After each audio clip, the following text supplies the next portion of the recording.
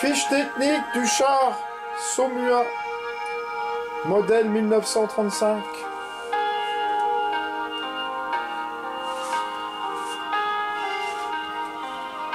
Poids 19 tonnes 5. Longueur 5 mètres 38. Largeur 2 mètres 12. Hauteur 2 mètres 62. Pour un blindage maximum de 40 mm. Moteur essence 8 cylindres de 190 chevaux. Vitesse maximale 40 km/h. Autonomie 230 km. Équipage 3 hommes. Armement, un canon de 47 SA modèle 1935. Et une mitrailleuse de 7,5 mm modèle 1931 en tourelle.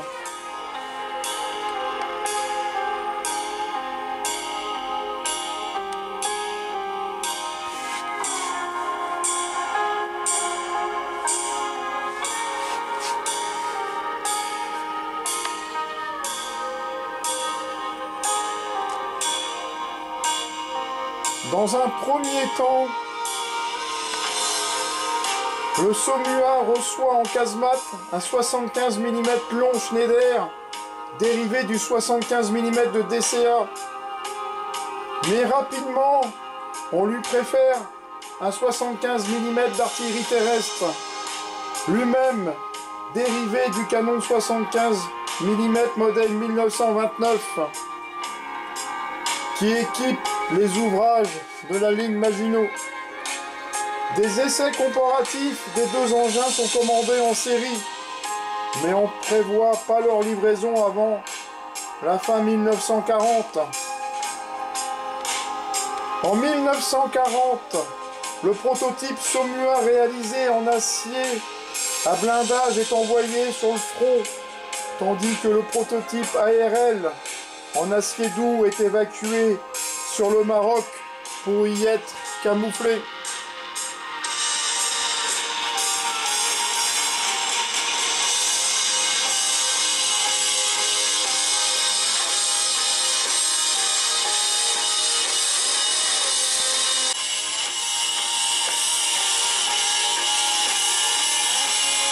La première grande bataille de chars, Annut, mai 1940.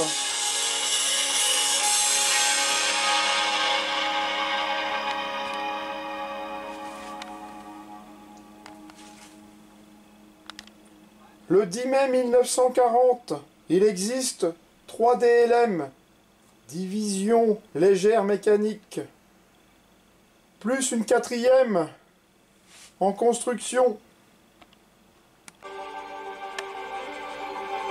Pour répondre à l'offensive allemande en Belgique, le corps de cavalerie fort de 2 DLM se porte en avant de la première armée pour contenir les chars allemands qui débouchent en masse sur l'axe Maastricht-Tongres. Les combats s'engagent dès le 11 mai après-midi.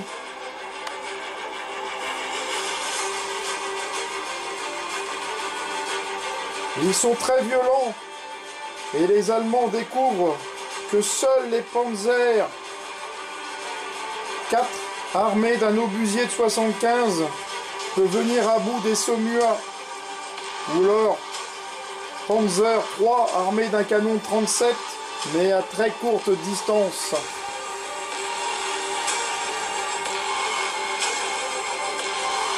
En revanche, le redoutable canon de 47 du Saumua perce tous les chars allemands à plus de 800 mètres.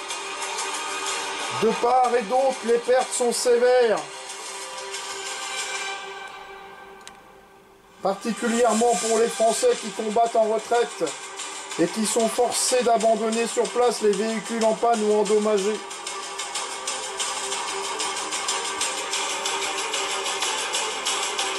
Cette première grande bataille de chars de l'histoire durera jusqu'au 15 mai, date à laquelle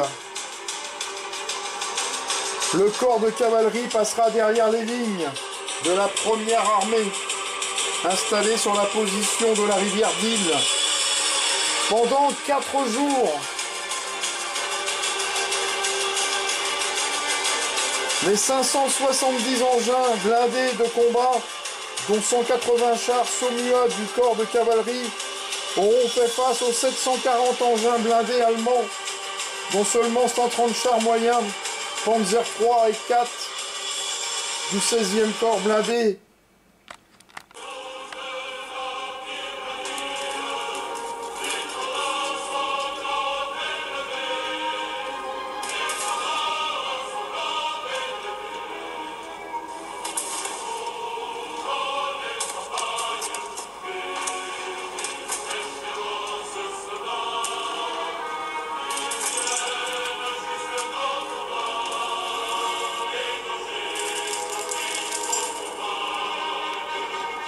Le corps de cavalerie, très amoindri, va couvrir le mouvement de retraite de la première armée vers Dunkerque, principalement avec ses chars Saumua. Ces derniers termineront dans la poche de Dunkerque, sabordés par leur équipage. Sur les 400 Saumua existants, Je vous retrouve aujourd'hui pour une vidéo présentation un petit peu spéciale, ou plutôt vidéo pas moins de 300 viennent d'être perdus en une vingtaine de jours. 50e anniversaire donc de la mort du général de Gaulle, donc de Charles de Gaulle. Je suppose que tout le monde Une le connaît. centaine existants sera encore Donc, pour partie je affectée fais à la cette 4e présentation division dans le cuirassée du semestre général de 35, Gaulle. à titre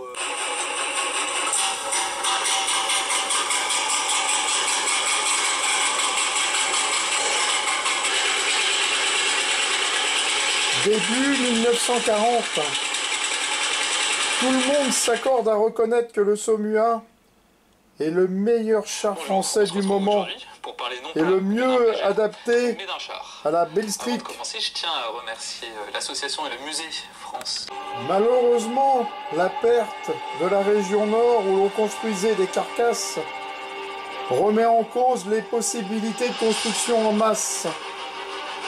Raoul Dautry, ministre de l'Armement, envoie alors l'ingénieur militaire Joseph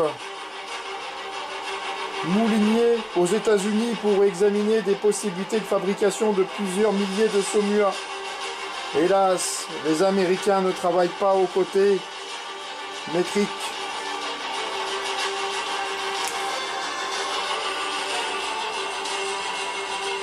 En juin 1940, les Allemands ont récupéré nombre de Saumua endommagés ou sabordés. Ils vont en remettre en état plus de 200 chars. La tâche est rendue d'autant plus facile que le Saumua est un char modulaire dont la partie supérieure de la caisse se divise en 2 éléments boulonnés, ce qui permet de remplacer une partie endommagée. Ainsi, les Saumua récupérables retourneront à l'usine pour être reconstruits, repeints en gris panzer et frappés de la croix allemande.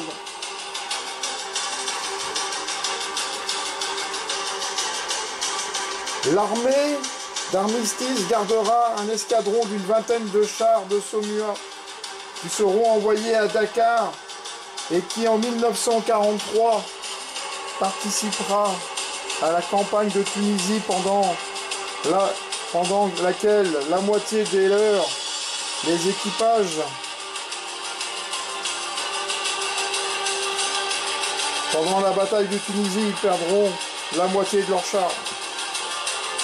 Les équipages rééquipés de chars Sherman y verront là des super Saumua avant de remettre les vieux Saumua à la gendarmerie mobile.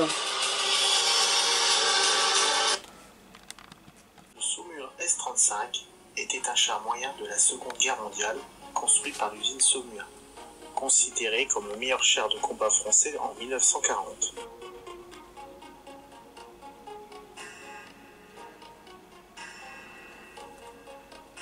nom venant de la société d'outillage mécanique et usine d'artillerie, et 35 l'année du premier prototype fabriqué. Produit à 430 exemplaires, il était rapide, correctement blindé, avec un blindage incliné, plus efficace pour autant d'épaisseur, et armé d'un canon de 47 mm SA-35 semi-automatique, de 32 calibre à haute vitesse initiale, avec un pouvoir de perforation de 39 mm à 100 m, 33 mm à 500 m, 26 mm à 1000 m, pour une vitesse initiale de l'obus de 660 mètres par seconde. C'est grandement la mise en œuvre de l'armement principal. D'une conception innovante pour l'époque, le Saumur avait deux demi-coques moulées et boulonnées ensemble, ce qui faisait un char modulaire.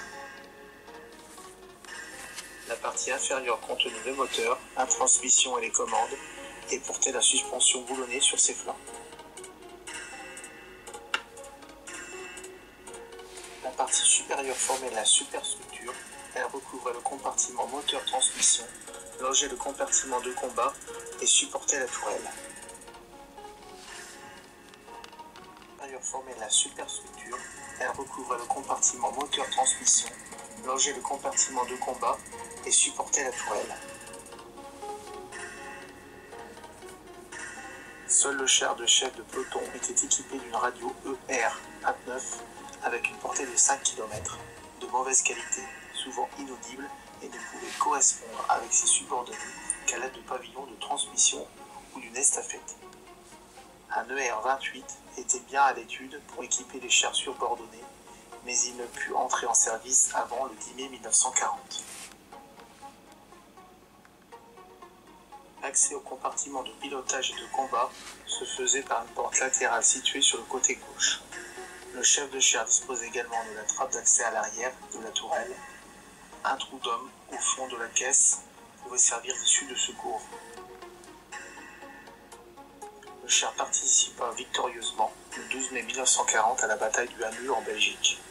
Première bataille rangée de blindés de la Seconde Guerre mondiale où l'épaisseur et l'inclinaison de ce blindage lui permettaient de résister efficacement aux tirs des chars allemands. Lors des combats de libération du territoire en 1944, les Français captureront des Saumuats qu'ils retourneront contre les Allemands qui tiennent les ports de l'Atlantique.